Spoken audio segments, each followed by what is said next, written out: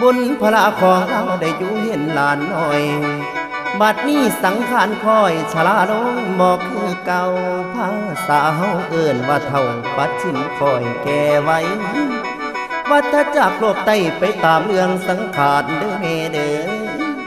เกิดแก่เที่ยงยังเจ็บพอดวันดอกลังแล้วหาลังคนประเสียแอวหาลังคนขาลาหาลังคนเสียตาเสียหูพร้อมนั่นคือแก่